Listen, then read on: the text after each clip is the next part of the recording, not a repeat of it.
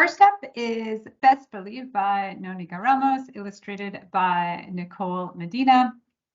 The Bronx is more than subways and concrete, more than struggle, more than the eye can see. The Bronx is a library of stories, of poetry and graffiti, of sheroes who have changed history, of powerhouse families, of three sisters who changed destinies, called the Tres Hermanas by all who knew them. Dr. Evelina Antonetti, Lilian Lopez, and Elba Cabrera were born and raised to lead. So begins Best Believe. We know Nonica as a novelist and more recently as a picture book writer for Hair Story, and I am absolutely thrilled to be publishing her first ever nonfiction picture book, Best Believe, The Tres Hermanas, A Sisterhood for the Common Good.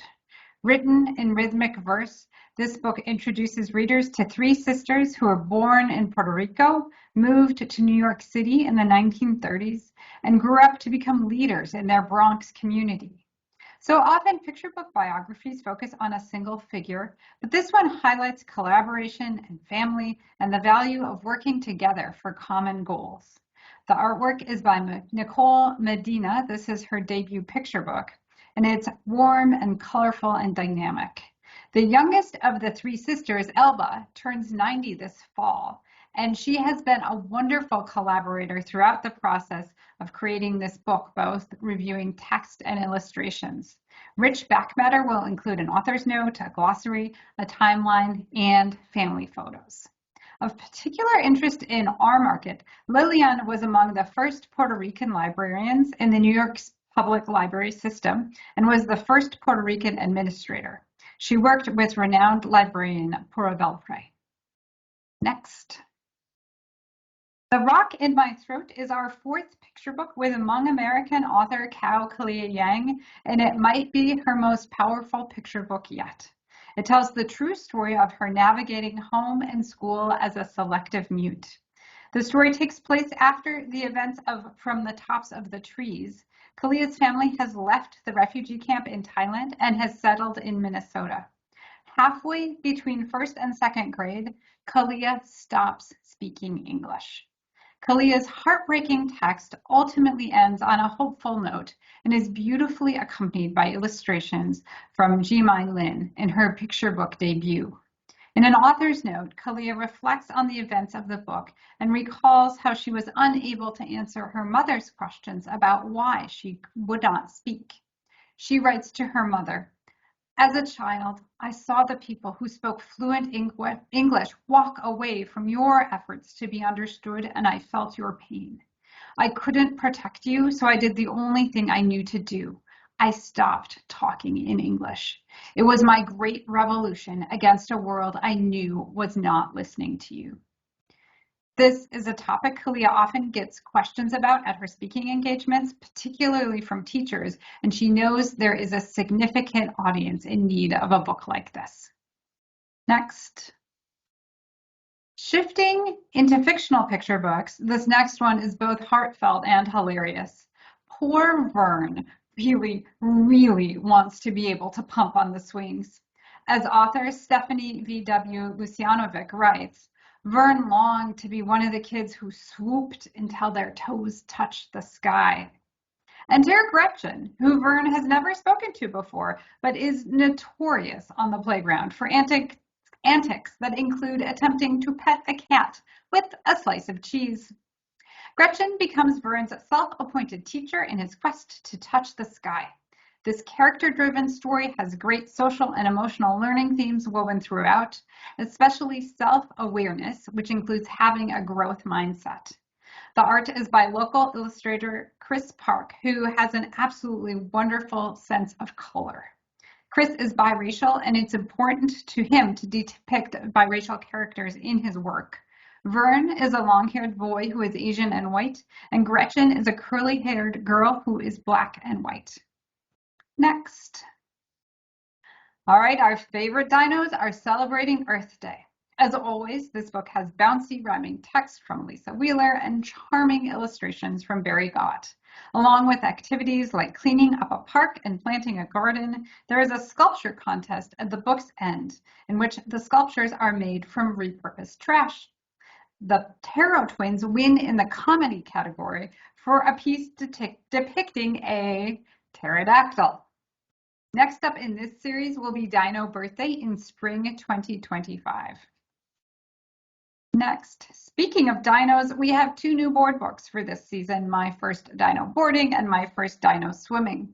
This will bring us to a total of 11 books in the series, and we have plans for 2 more board book adaptations of holidays books for fall 2024. And now we can move on to our Millbrook list, starting with Haiku U. As longtime science writer Lynn Brunel writes in the opening of this book, nature is beautiful. It's magnificent. It's amazing. And it's also super gross. She goes on to present 13 animals and a few fungi using haiku to highlight something gross about each one. Additional facts on each spread fill in more of the science about each creature. High-energy illustrations from Julia Patton will keep readers laughing, or maybe gagging, all the way through what is hands down the funniest haiku collection I've ever read. Next. If I were a fungus, I would be everywhere, and I'd be good at hiding. So begins this absolutely delightful investigation of fungi by Italian author and illustrator Gaia Stella. Playful text and bright illustrations provide a fun overview, and additional brief facts are included throughout. The back matter includes labeled diagrams of a fungus and a child, as well as lots more bonus facts. Are you hungry? If you aren't now, you will be for sure after reading this book. Mommy King tells the delicious story of Ma Monluk, an intrepid young man who leaves China in 1918 to seek his fortune in the Philippines. Lonely and homesick, he dreams of a comforting bowl of noodle soup and of the woman he loves, whose parents thought he was too poor to marry their daughter. After a process of trial and error, he begins selling mee soup as a street vendor, and it becomes known as Mommy. Ma for his name and mee for noodle soup. In time, he opens a small restaurant and eventually becomes known throughout Manila for his chain of Mommy King restaurants.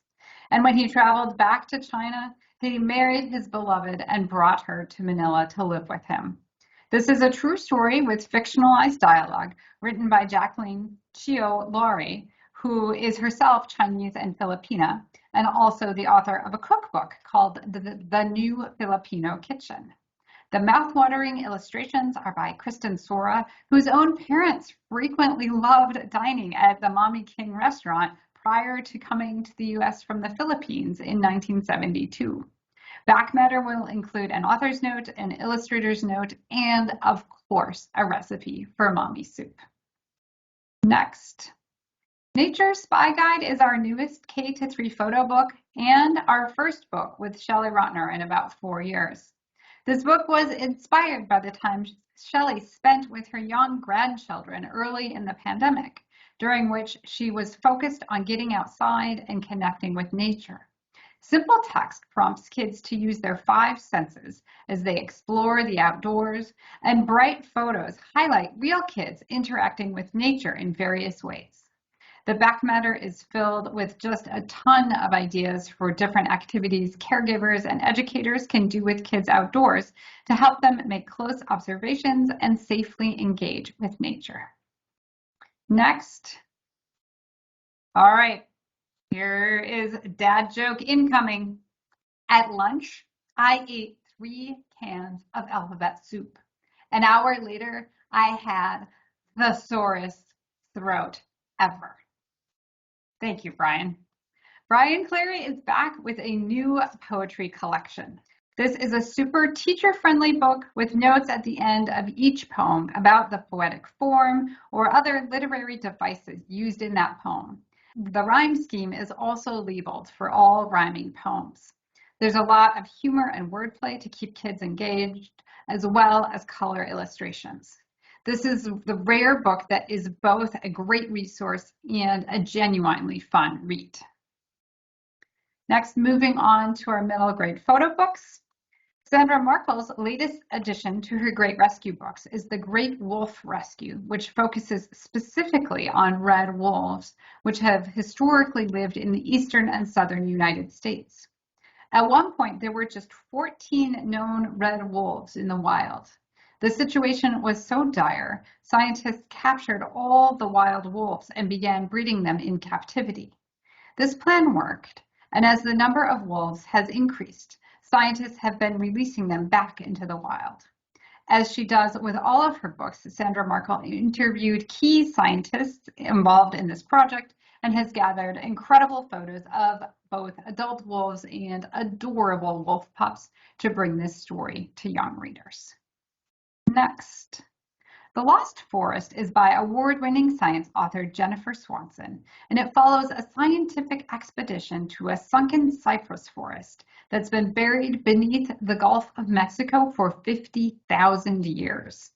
Jennifer has worked closely with the scientists involved in this project so she can bring a "you are there" feel to the text.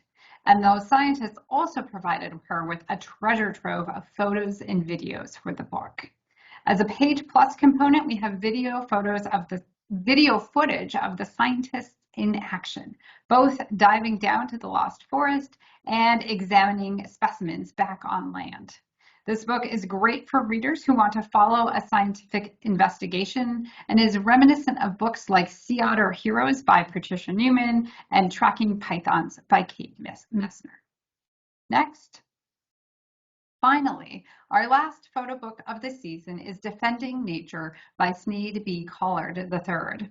Did you know that military bases are required to protect the endangered and at-risk species within their borders? This book is an intriguing look at exactly how soldiers and scientists work together to ensure the long-term health and well-being of the ecosystems and animals on military bases. Sneed traveled to Eglin Air Force Base in Florida as part of his research for this book, and he highlights how personnel there are working to protect a species of endangered woodpecker, gopher tortoises, and reticulated flatwoods salamanders, all of which are featured on the cover. I found this to be an extremely compelling read, and I think kids will find it fascinating as well.